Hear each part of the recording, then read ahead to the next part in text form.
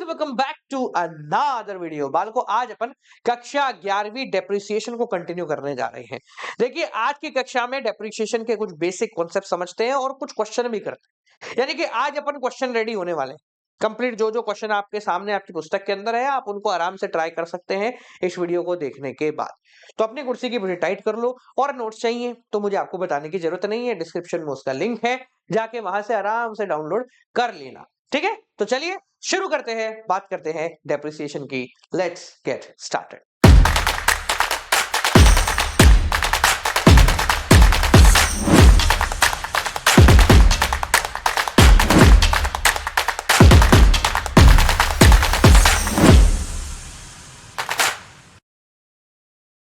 अगर आपको डेप्रिसिएशन की परसेंटेज नहीं गिवन, जैसे हमने बात की थी कि भाई मेरे को स्क्रैप वैल्यू पता है, तो कैसे हम डेप्रिसिएशन काउंट कर रहे होंगे। तो लेट अस अज्यूम हमारी मशीन है 2.5 लाख, वही 2.5 लाख के पीछे पड़ गए हम तो।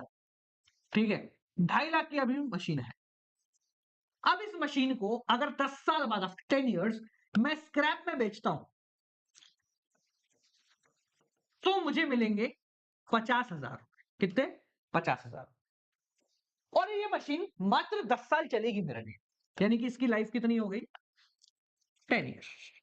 अब आप बताओ इस पर डेप्रिसिएशन कैसे लगेगा? तो देखो बहुत आसान है, बहुत ईजी है। एग्जाम्पल के रूप में मैं एक फोन लेता हूं, चलो यही लेते हैं, अब क्या करूं, मेरे पास फोन उधर पड़ा हुआ है। ये मान लो मेरी घड़ी है वही 40,000 वाली। इस घड़ी को मैंने 2 साल इस्तेमाल करा और 2 साल इस्तेमाल करने के बाद अगर मैं अब बाजार में जाता हूं तो मुझे इसके 30,000 मिलते हैं। मैंने खरीदी कितने थी? 40 की, 2 साल इस्तेमाल करी और अब मुझे उसके मिल रहे हैं 30,000। यानी कि 2 साल के अंदर क्या मैं कह सकता हूं मैंने 10,000 रुपए तक की वैल्यू इसकी गिरा दी। 2 साल के अंदर मैंने इसको यूज करा तो इसकी वैल्यू में 10,000 रुपए की गिरावट आ गई।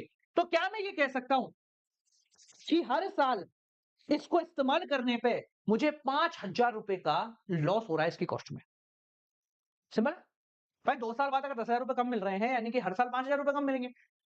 अगर आपको ये चीजें पता हो, कॉस्ट, स्क्रैप वैल्यू और लाइफ, तो आप डेप्रिसिएशन निकाल सकते हैं। इसके अंदर देखो, मशीन 2.5 लाख की खरीदी, 10 साल बाद 50,000 की बिक जाएगी, तो इसका डेप्रिसिएशन कैसे निकलेगा? देखो, एनुअल डेप्रिसिएशन फॉर्मूला होता है cost minus scrap value upon number of years की एक्सपेक्टेड लाइफ।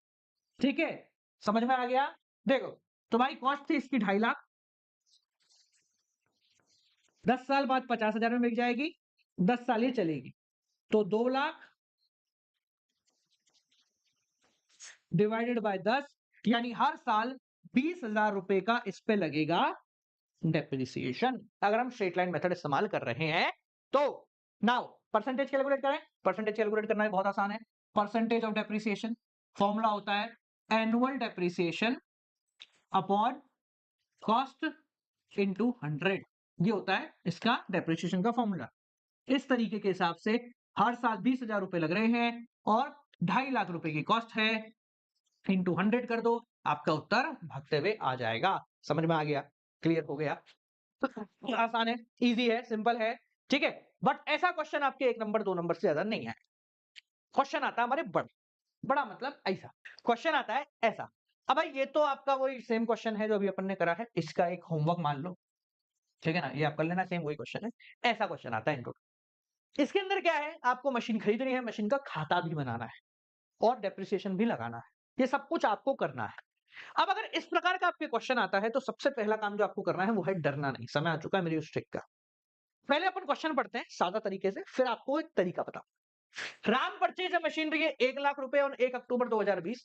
एक और मशीनरी खरीद ली 60,000 रुपए की प्लस आईजीएसटी 12%। पेड किया चेक से 1 अप्रैल 2022 को। डेप्रिसिएशन लगता है 10% स्ट्रेट लाइन मेथड पे। आपको बनाना है 3 साल का खाता। अब बड़ा सिंपल बेसिक क्वेश्चन है, पर हम यहीं से पहले क्वेश्चन से ही शुरुआत कर रहे हैं एक बेहतर तरीका इस्तेमाल करने की। ठीक है, अब देखो, 2 तरीके के क्वेश्चन यहां पूछे गए। जब प्रोविजन फॉर डेप्रिसिएशन नहीं लगेगा तब क्या होगा, जब प्रोविजन फॉर डेप्रिसिएशन लगेगा तब क्या होगा। मतलब बड़ा साफ है, जब डेप्रिसिएशन का डिडक्शन मशीनरी में से ही होगा, यानी कि कहा गया ये, कहा गया रे ए भाई, ये एक तरीका, ये दूसरा तरीका ये कि भाई यहाँ तो बैलेंस छोड़ दो, यहाँ अलग से डेप्रिसिएशन लगा दो। तो हम पहला तरीका करते हैं जिससे आप समझ जाएंगे कि हम क्या यूज कर रहे हैं अपने जुगाड़ में। तो आपको करना क्या है, ध्यान से सुनना। डेप्रिसिएशन के खाते में अगर आपको क्वेश्चनों को आसान करना है तो आपको टाइमलाइंस का इस्तेमाल करना पड़ेगा। किस चीज का? टाइमलाइंस का। टाइमलाइंस का मतलब क्या होता है? आपको पता होना चाहिए कौन से साल में क्या इवेंट हो रहा है। जैसे इस क्वेश्चन में 3 साल के खाते बनाने हैं।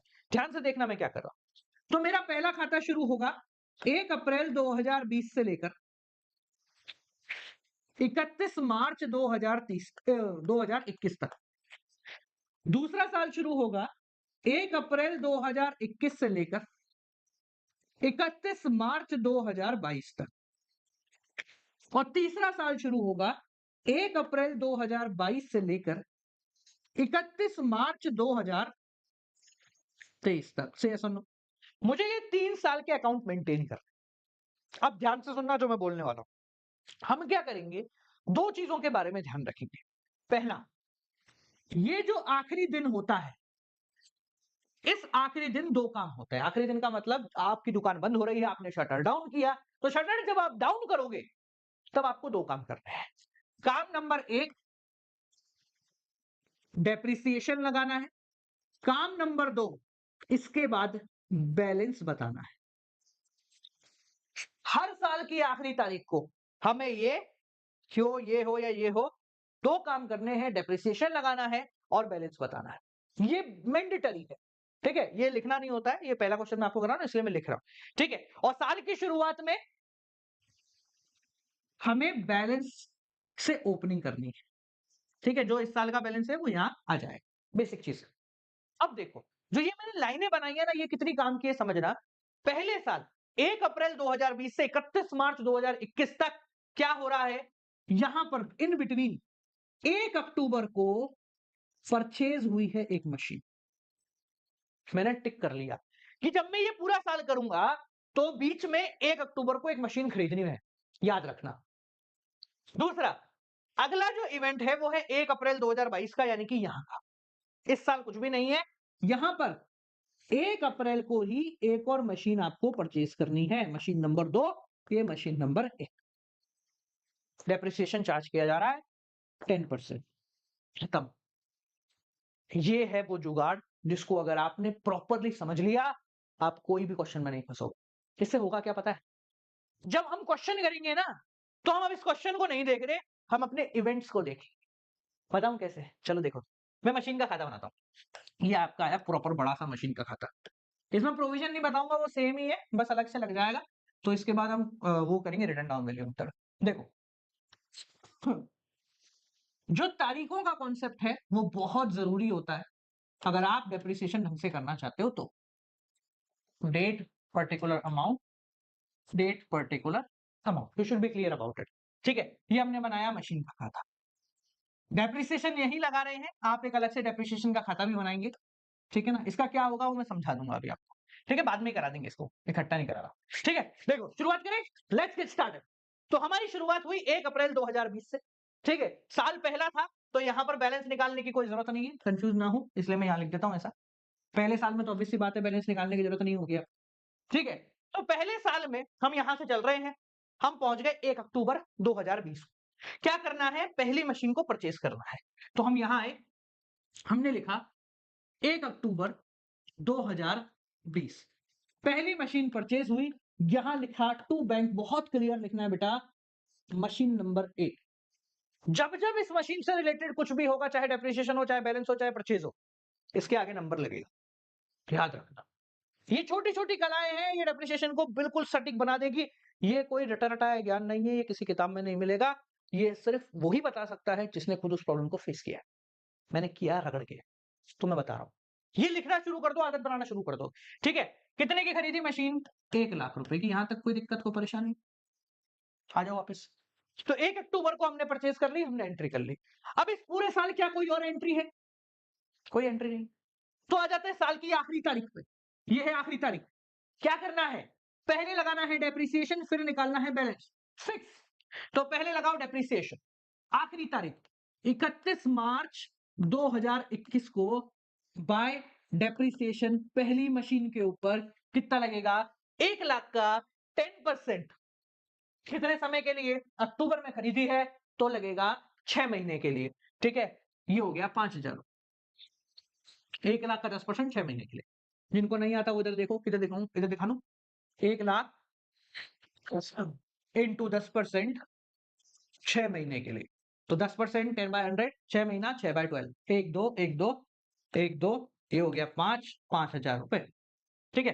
देखो समझ गए? डेप्रिसिएशन हो गया। अब क्या करना है? बैलेंस निकालना। फिक्स है ये। दुकान बंद कर रहे हैं, डेप्रिसिएशन लगाओ, बैलेंस निकालो। दुकान बंद करके घर चले जाओ, बैलेंस निकालो। कौन सी तारीख को? कंफ्यूजन ही नहीं बचा अब तो अपने पास। 2021 बाय बैलेंस। अब ये बैलेंस में एक ही मशीन है, दो तो है नहीं, तो बैलेंस पूरा का पूरा पहली मशीन का होगा। ये हमने बैलेंस निकाला। देखो 1 लाख कैसे निकालते हैं? ज्यादा वाला दोनों तरफ लिखा, जो बैलेंस बचा उसको इधर लिखा 95,000। खत्म, पहला साल एंड। अब क्या करना है? ये हो गया, दोनों काम हो गए, आगे बढ़ो। वापस आते हैं यहाँ।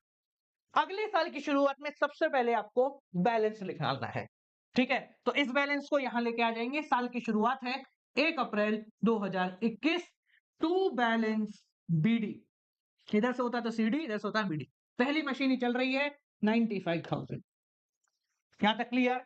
बैलेंस निकाला, आगे बढ़ो। इस साल में कोई ट्रांजेक्शन है? कुछ नहीं है। मैं तो क्वेश्चन पढ़ ही नहीं रहा, मैंने तो पहले लिख लिया। कोई ट्रांजेक्शन है? नहीं है। क्या करना है? साल की आखिरी तारीख पे आ जाता है। साल की आखिरी तारीख में पहले लगाओ डेप्रिसिएशन, फिर निकालो बैलेंस। पहले लगाओ डेप्रिसिएशन, साल की आखिरी तारीख 2022 बाय डेप्रिसिएशन पहली मशीन। कौन सा मेथड इस्तेमाल कर रहे हैं हम? Straight line method. तो जो डेप्रिसिएशन लगेगा वो 1 लाख पे लगेगा। अब लोग बोलते हैं सर अगर मैं वैल्यू वो वाला क्या कहते हैं रिटर्न डाउन वैल्यू मेथड होता तो मैं कंफ्यूज होता। कंफ्यूज क्यों हो रहा है? हमने तो बता दिया ये 95 है। तो अगर स्ट्रेट लाइन मेथड है तो इस वाले पे लग रहा है। अगर रिटर्न डाउन वैल्यू मेथड होगा तो इस पे लगाएगा हमेशा, कोई दिक्कत नहीं है। मैंने कहा था ना आसान हो जाएगा।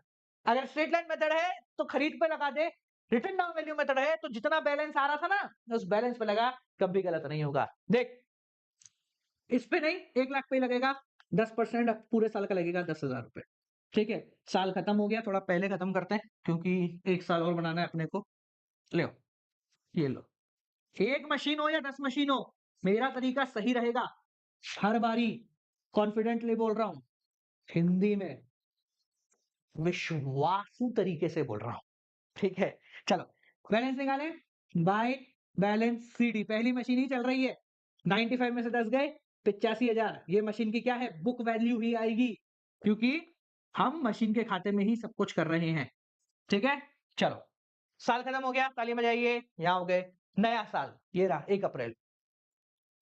1 अप्रैल तो हमने लगाया 1 अप्रैल 2022 टू बैलेंस